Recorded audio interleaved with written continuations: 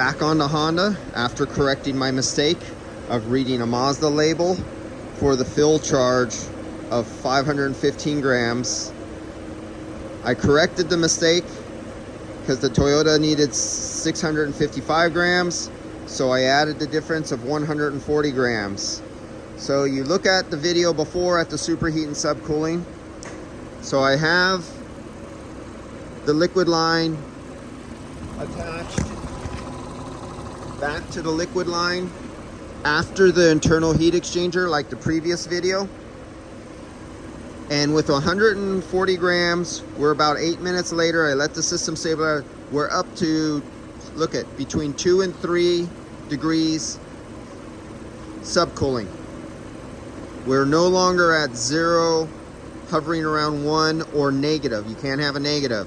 Something was wrong, and I stated that in 2 videos ago where I thought something was wrong. But look at how high our superheat still is. Our superheat is still really high. Compared to what though? Compared to some other cars, not all cars. Now we have it on right in here. We're looking here. This is where your fresh air door flap is, and you're going to see I have it on recycle because you cannot see the cabin air filter. Let's take a look inside and I'll show you.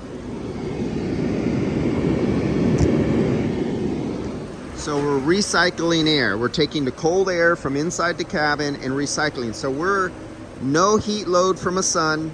It's a cold day, only 60 some degrees. We're recycling. So this system should not be working hard at all. Look how high our superheat is. Now look at where our subcooling moved up a little bit. And our temperature out the dash is 42.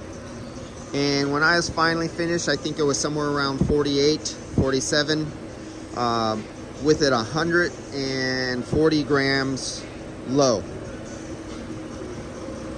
Superheat still would freak you out, but this has an internal heat exchanger on it that really messes you up. Let me pull off the low side suction line, and let's put it up here and take the temperature right up here on the line up here after the heat exchanger, and let's see what the superheat is right here.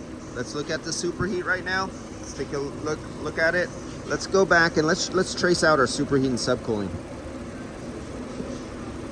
Let's graph it. Superheat, subcooling. Let's graph this for a little while, and let's see what kind of change we make. You can see it grafting right now. Here's our liquid line right up there, and it just took a big dive.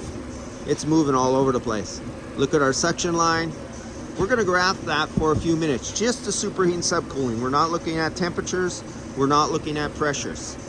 Once I graphed about 3 minutes, I'm gonna pull the sensor that is located on the suction line after the internal heat exchanger, and I'm gonna move it over here, somewhere right by where we're taking the sensor, before the internal heat exchanger, and we're going to see what the superheat is over here compared to what it is just coming out of the evaporator.